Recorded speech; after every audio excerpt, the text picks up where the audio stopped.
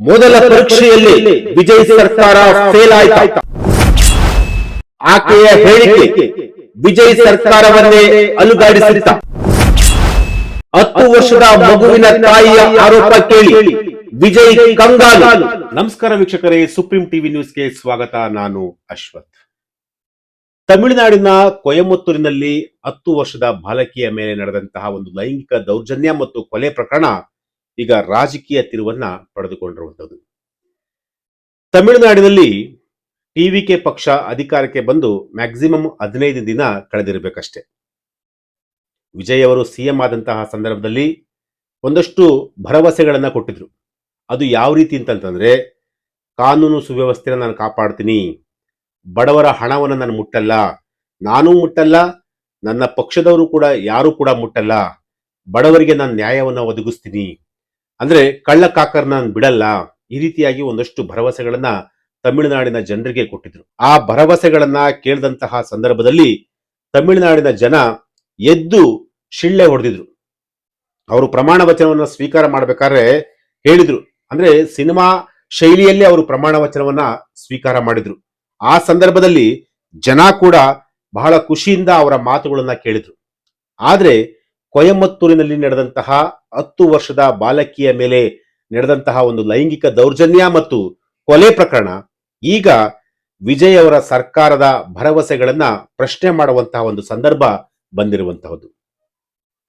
ನಾನು ಟೈಟಲ್ ಅಲ್ಲಿ ವಿಜಯ್ ಏನಿದು, ಹೇಳಿದ್ದೇನು, ಇದೇನಾ ನಿಮ್ಮ ಭರವಸೆ ಅಂತ ಹೇಳಿ ಒಂದು ಟೈಟಲ್ ಅನ್ನ ಕೊಟ್ಟಿದ್ದೀನಿ.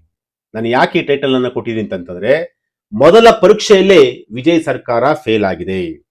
ವಿಜಯ್ ಅವರು ಹೇಳಿದಂತೆ ಯಾವುದು ಕೂಡ ಅಲ್ಲಿ ನಡೀತಾ ಇಲ್ಲ. ವಿಜಯ್ ಅವರು ಕೇವಲ ಮತದಾರರನ್ನ ಅಥವಾ ಅಲ್ಲಿನ ಜನರನ್ನ ಮರಳು ಮಾಡಲಿಕ್ಕೆ ಮಾತ್ರ ಆ ರೀತಿಯಾಗಿ ಸ್ಟೇಟ್ಮೆಂಟ್ ಕೊಟ್ರ ಗೊತ್ತಿಲ್ಲ. ಯಾಕೆಂತಂದ್ರೆ ಕೇವಲ 15 ದಿನ ಮಾತ್ರ ಸರ್ಕಾರವನ್ನ ರಚನೆ ಮಾಡಿರುವಂತದ್ದು, ಇನ್ನು 15 ದಿನ ಆಗಿದೆ ಅಷ್ಟೇ ಸಿಎಂ ಆಗಿ ಅವರು. ಆದ್ರೆ ಒಂದು ಇನ್ಸಿಡೆಂಟ್ ಮಾತ್ರ ಅವರ ಒಂದು ಸರ್ಕಾರದ ಪ್ರಶ್ನೆಯನ್ನೇ, ಅಂದ್ರೆ ಸರ್ಕಾರವನ್ನೇ ಬೀಳಿಸ್ಲಿಕ್ಕೆ ಅಥವಾ ಸರ್ಕಾರವನ್ನ ಅಂದ್ರೆ ವಿಜಯ್ ಅವರ ಸರ್ಕಾರವನ್ನ ಇಕ್ಕಟ್ಟಿಗೆ ಸಿಲುಕಿಸುವಂತಹ ಒಂದು ಪ್ರಯತ್ನ ಕೂಡ ನಡೀತಾ ಇರುವಂತದ್ದು. ಅದು ಕೂಡ ಸಿಎಂ ವಿಜಯ್ ಅವರ ಸರ್ಕಾರ ಮತ್ತು ಆಡಳಿತದ ವಿರುದ್ಧ ಸಂತ್ರಸ್ತೆಯ ತಾಯಿ, ಅಂದ್ರೆ ಆ ಬಾಲಕಿಯ ತಾಯಿ ಮಾಡಿರುವಂತಹ ಗಂಭೀರ ಆರೋಪಗಳು ತಮಿಳುನಾಡು ರಾಜಕಾರಣದಲ್ಲಿ ಒಂದು ಹೊಸ ಸಂಚಲನವನ್ನ ಮೂಡಿಸ್ತಾ ಇದೆ. ಅಂದ್ರೆ ಆ ಪ್ರಕರಣ ಕಂಪ್ಲೀಟ್ ಆಗಿ ರಾಜಕಾರಣಕ್ಕೆ ತಿರುವನ್ನ ಪಡೆದುಕೊಂಡಿರುವಂತದ್ದು. ಅಷ್ಟಕ್ಕೂ ಆ ಪ್ರಕರಣ ಏನು, ಯಾವಾಗ ಏನು ಇನ್ಸಿಡೆಂಟ್ ನಡೀತು, ವಿಜಯ್ ಅವರ ಸರ್ಕಾರವನ್ನ ಯಾಕೆ ಟಾರ್ಗೆಟ್ ಮಾಡ್ತಿದ್ದಾರೆ, ವಿಜಯ್ ಸರ್ಕಾರ ಯಾಕೆ ಈ ಪ್ರಕರಣದಲ್ಲಿ ಇನ್ವಾಲ್ವ್ ಆಗಿದೆ ಅಥವಾ ಇನ್ವಾಲ್ವ್ ಆಗಿಲ್ವಾ, ಏನು ಆಕ್ಚುಲಿ ಈ ಪ್ರಕರಣ ಏನು ಅಂತ ಅದನ್ನು ನೋಡೋದಾದ್ರೆ, ಗುರುವಾರ ಸಂಜೆ ತಮಿಳುನಾಡಿನ ಕೊಯಮತ್ತೂರಿನ ಸೂಲೂರು ಪೊಲೀಸ್ ಠಾಣಾ ವ್ಯಾಪ್ತಿಯಲ್ಲಿ 10 ವರ್ಷದ ಬಾಲಕಿಯೊಬ್ಬಳು ನಾಪತ್ತೆ ಆಗ್ಬಿಡ್ತಾಳೆ. ಇದ್ದಕ್ಕಿದ್ದಂತೆ ನಾಪತ್ತೆ ಆಗ್ಬಿಡ್ತಾಳೆ. ಅವಳು ಏನೋ ಒಂದು ವಸ್ತುನ ತರೋದಕ್ಕೆ ಅಂಗಡಿಗೆ ಹೋಗುವಂತಹ ಸಂದರ್ಭದಲ್ಲಿ ಆಕೆ ನಾಪತ್ತೆ ಆಗೋಗ್ಬಿಡ್ತಾಳೆ. ಆಕೆ ಶುಕ್ರವಾರ ಬೆಳಗ್ಗೆ ಸೂಲೂರು ಪ್ರದೇಶದ ಕಣ್ಣಂಪಾಳೆಯ ಕೆರೆ ಬಳಿ ಒಂದು ಅಂದ್ರೆ ಶವವಾಗಿ ಆಕೆ ಪತ್ತೆ ಆಗ್ಬಿಡ್ತಾಳೆ. ಈ ಪ್ರಕರಣ ಇಡೀ ತಮಿಳುನಾಡಿನ ಜನರನ್ನೇ ಬೆಚ್ಚಿ ಬೀಳಿಸುವಂತಹ ಒಂದು ಪ್ರಕರಣ ಆಗಿತ್ತು. ಅಂದ್ರೆ ಆ ಬಾಲಕಿಯನ್ನ ಅಪಹರಿಸಿ, ಅಂದ್ರೆ ಕಿಡ್ನಾಪ್ ಮಾಡಿ ಕೊಲೆ ಮಾಡಿ, ಜೊತೆಗೆ ಆಕೆಯ ಮೇಲೆ ಲೈಂಗಿಕ ದೌರ್ಜನ್ಯ ಕೂಡ ಮಾಡಲಾಗಿತ್ತು. ಅಂದ್ರೆ ವಿಜಯ್ ಅವರು ಅಧಿಕಾರವನ್ನ ವಹಿಸಿಕೊಂಡಂತಹ ಸಂದರ್ಭದಲ್ಲಿ ಹೇಳಿದ್ರು, ಹೆಣ್ಣು ಮಕ್ಕಳಿಗೆ ನಾನು ನ್ಯಾಯವನ್ನ ಕೊಡಿಸ್ತೀನಿ, ಹೆಣ್ಣು ಮಕ್ಕಳ ಮೇಲೆ ಏನಾದ್ರೂ ಆ ರೀತಿಯಾಗಿ ಲೈಂಗಿಕ ದೌರ್ಜನ್ಯ ಅಥವಾ ರೇಪ್ ಕೇಸ್ಗಳು ಮತ್ತೊಂದು ಮಗದೊಂದು ಆ ರೀತಿಯಾಗಿ ಏನಾದ್ರೂ ಕಂಡು ಬಂತು ಅಂತಂದ್ರೆ ನಾನು ಅವರ ಮೇಲೆ ನಿರ್ದಾಕ್ಷಿಣ್ಯವಾಗಿ ಕ್ರಮವನ್ನ ತೆಗೆದುಕೊಳ್ತೀನಿ ಅಂತೇಳಿ ವಿಜಯ್ ಅವರು ಹೇಳಿದ್ರು. ಆದ್ರೆ ವಿಜಯ್ ಅವರು ಅಧಿಕಾರ ವಹಿಸಿಕೊಂಡ ಕೇವಲ 15 ದಿನದಲ್ಲಿ ಈ ರೀತಿಯಾದಂತಹ ಒಂದು ಇನ್ಸಿಡೆಂಟ್ ಈಗ ನಡೆದಿರುವಂತದ್ದು. ಈ ಇನ್ಸಿಡೆಂಟು, ಈ ಘಟನೆ ಇಡೀ ತಮಿಳುನಾಡಿನ ಜನರನ್ನೇ ಬೆಚ್ಚಿ ಬೀಳಿಸ್ತಾ ಇದೆ. ಅಷ್ಟಕ್ಕೂ ಈ ಪ್ರಕರಣ ಯಾಕೆ ಇಷ್ಟು ಮಟ್ಟಿಗೆ ಹೈಪ್ ಆಗ್ಲಿಕ್ಕೆ ಕಾರಣ ಏನಪ್ಪಾ ಅಂತಂತಂದ್ರೆ, ಮುಖ್ಯಮಂತ್ರಿ ವಿಜಯ್ ಅವರಿಂದ ನ್ಯಾಯದ ಭರವಸೆ ಸಿಗುವವರೆಗೂ ಕೂಡ ನಾವು ನಮ್ಮ ಮಗಳ ಶವವನ್ನ ತೆಗೆದುಕೊಂಡು ಹೋಗುವುದಿಲ್ಲ ಅಂತೇಳಿ ಆ ಬಾಲಕಿಯ ಪೋಷಕರು ಸೂಲೂರು ಪೊಲೀಸ್ ಠಾಣೆಯ ಮುಂದೆ ಪ್ರತಿಭಟನೆಯನ್ನ ಮಾಡಿದ್ರು. ಆ ಶವವನ್ನ ಇಟ್ಕೊಂಡು ಪ್ರತಿಭಟನೆಯನ್ನ ಮಾಡಿದ್ರು. ಈ ರೀತಿಯ ಕೃತ್ಯಗಳು ಇನ್ನೆಂದೂ ಕೂಡ ಆಗಬಾರದು, ಹೀಗಂತ ಬದಲಾವಣೆಗೆ ಮತ ಹಾಕಿದ್ದೇವೆ ನಾವು. ಆದ್ರೆ ಅವರು ಈಗ ಯಾವುದೇ ಹೇಳಿಕೆ ಅಥವಾ ಭರವಸೆಯನ್ನ ಕೊಡ್ತಾ ಇಲ್ಲ. ರಾಜ್ಯದಲ್ಲಿ ಹೊಸ ಸರ್ಕಾರ ಆಡಳಿತಕ್ಕೆ ಬಂದ ಹೊರತಾಗಿಯೂ ಯಾವುದೇ ಬದಲಾವಣೆ ಆಗಿಲ್ಲ. ಹೀಗಂತ ಬಾಲಕಿಯ ಪೋಷಕರು ಸ್ಟೇಷನ್ ಮುಂದೆ ಕಣ್ಣೀರನ್ನ ಹಾಕಿದ್ರು, ಆಕ್ರೋಶವನ್ನ ಹೊರಹಾಕಿದ್ರು.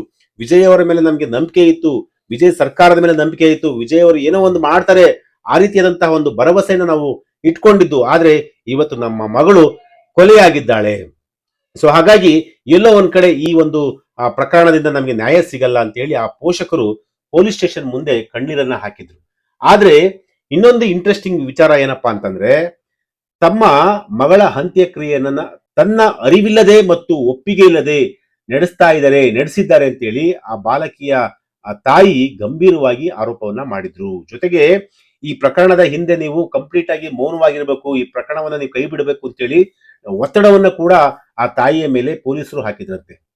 ಅಷ್ಟೇ ಅಲ್ಲ, ಮರಣೋತ್ತರ ಪರೀಕ್ಷೆಯ ಸಮಯದಲ್ಲಿ ಅಧಿಕಾರಿಗಳು ಅಂದ್ರೆ ಪೊಲೀಸ್ ಅಧಿಕಾರಿಗಳು ಕುಟುಂಬದ ಜೊತೆ ರಾಜಿ ಮಾಡಿಕೊಳ್ಳುವಂತೆ ಒತ್ತಾಯಿಸಿದ್ರು. ಇದು ಬಹಳ ಇಂಪಾರ್ಟೆಂಟ್. ಅಂದ್ರೆ ಇನ್ಸಿಡೆಂಟ್ ಆಗೋಗ್ಬಿಟ್ಟಿದೆ, ಮಗಳು ಸತ್ತೋಗಿದ್ದಾಳೆ, ಏನು ಪೋಸ್ಟ್ ಮಾರ್ಟಮ್ ನಡೀತಾ ಇದೆ, ಆ ಒಂದು ಸಂದರ್ಭದಲ್ಲೂ ಕೂಡ ಆ ಪೋಷಕರಿಗೆ ಡಿಮ್ಯಾಂಡ್ ಮಾಡ್ತಿದ್ದಾರೆ.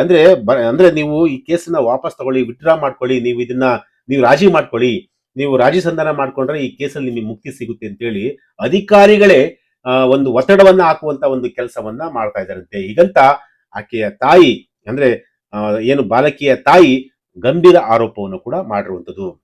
ಅಂದ್ರೆ ಈ ಪ್ರಕರಣ ಯಾಕೆ ಇಷ್ಟ್ರ ಮಟ್ಟಿಗೆ ಒಂದು ದೊಡ್ಡ ರಾಜಕೀಯ ಸ್ವರೂಪವನ್ನ ಪಡಿತಾ ಇದೆ ಅನ್ನೋದಕ್ಕೆ ಅಂದ್ರೆ ಇದೇ ಮೇನ್ ಕಾರಣ. ಅಂದ್ರೆ ಅಧಿಕಾರಿಗಳು ಎಲ್ಲ ಒಂದ್ ಕಡೆ ವಿಜಯ್ ಅವರನ್ನ ಮಾತುಗಳನ್ನ ಧಿಕ್ಕರಿಸಿ ಯಾರು ಆರೋಪಿಗಳಿದಾರಲ್ಲ ಆ ಆರೋಪಿಗಳ ಪರವಾಗಿ ಇವರು ಕೆಲಸ ಮಾಡ್ತಿದ್ದಾರೆ ಅನ್ನೋ ಒಂದು ವಿಚಾರ ಆಗಿರುವಂತದ್ದು. ಸೊ ಹಾಗಾಗಿ ಈ ವಿಚಾರ ಈಗ ಮುಂದೆ ಯಾವ ರೀತಿಯಾಗಿ ಸ್ವರೂಪವನ್ನ ಪಡೆಯುತ್ತೆ ಅನ್ನೋದು ಕೂಡ ಕಾದೋಡಬೇಕಾಗಿದೆ. ಅಂದ್ರೆ ಈ ಎಲ್ಲಾ ಘಟನೆಗಳು ಯಾವ ರೀತಿಯಾಗಿ ಅಂತಂದ್ರೆ, ವಿರೋಧ ಪಕ್ಷಗಳು ಮತ್ತು ಸಾಮಾಜಿಕ ಸಂಘಟನೆಗಳು ವಿಜಯ್ ಅವರ ಸರ್ಕಾರವನ್ನ ಮೂಲೆಗುಂಪು ಮಾಡಲು ಈಗ ಪ್ರಾರಂಭ ಮಾಡಿದವೆ. ಸರ್ಕಾರ ಈ ಪ್ರಕರಣವನ್ನ ಹತ್ತಿಕ್ಕಲು ಪ್ರಯತ್ನ ಮಾಡ್ತಾ ಇದೆ. ಜೊತೆಗೆ ಆಡಳಿತವು ಕೂಡ ಬಲಿ ಪಶುವಿನ ಕುಟುಂಬದ ಮೇಲೆ ಒತ್ತಡ ಹೇರ್ತಾ ಇದೆ. ಹೀಗಂತ ವಿರೋಧ ಪಕ್ಷಗಳು ಕೂಡ ಈಗ ಟೀಕೆಯನ್ನ ಮಾಡ್ತಿರುವಂತದ್ದು. ಈ ವಿಷಯದ ಬಗ್ಗೆ ನ್ಯಾಯಾಂಗ ತನಿಖೆ ಆಗಬೇಕು ಅಂತೇಳಿ ಹಲವಾರು ಸಂಘಟನೆಗಳು ಕೂಡ ಒತ್ತಾಯಿಸಿರುವಂತದ್ದು. ಜೊತೆಗೆ ಈ ಪ್ರಕರಣವನ್ನ ಈಗಾಗಲೇ ಅಪೋಸಿಷನ್ ಪಾರ್ಟಿಯವರು ಕೂಡ ಏನು ತುಂಬಾ ಸೀರಿಯಸ್ ಆಗಿ ಕೂಡ ತೆಗೆದುಕೊಂಡಿರುವಂತದ್ದು. ಈ ಪ್ರಕರಣದಲ್ಲಿ ನೊಂದಂತಹ ಕುಟುಂಬಕ್ಕೆ ನಾವು ನ್ಯಾಯವನ್ನ ಒದಗಿಸಿ ಕೊಡ್ತೀವಿ ಅಂತೇಳಿ ಅಪೋಸಿಷನ್ ಪಾರ್ಟಿಯವರು ಕೂಡ ಈಗ ಏನು ಈ ವಿಜಯ್ ಸರ್ಕಾರದ ವಿರುದ್ಧ ತೊಡೆ ತಟ್ಟಿರುವಂತದ್ದು. ಸೊ ಈ ಪ್ರಕರಣವನ್ನ ವಿಜಯ್ ಅವರು ಯಾವ ರೀತಿಯಾಗಿ ಈ ಪ್ರಾಬ್ಲಮ್ ನ ಸಾಲ್ವ್ ಮಾಡ್ತಾರೆ, ಯಾವ ರೀತಿಯಾಗಿ ಅಂದ್ರೆ ನೊಂದಂತಹ ಕುಟುಂಬದವರಿಗೆ ನ್ಯಾಯವನ್ನ ಕೊಡಿಸುವಂತಹ ಒಂದು ಕೆಲಸವನ್ನ ಮಾಡ್ತಾರೋ ಮುಂದಿನ ದಿನಗಳಲ್ಲಿ ಗೊತ್ತಾಗುತ್ತೆ. ಸದ್ಯಕ್ಕಂತೂ ಈ ಪ್ರಕರಣದಲ್ಲಿ ಇಬ್ಬರು ಆರೋಪಿಗಳನ್ನ ಈಗ ಅರೆಸ್ಟ್ ಮಾಡಿರುವಂತದ್ದು.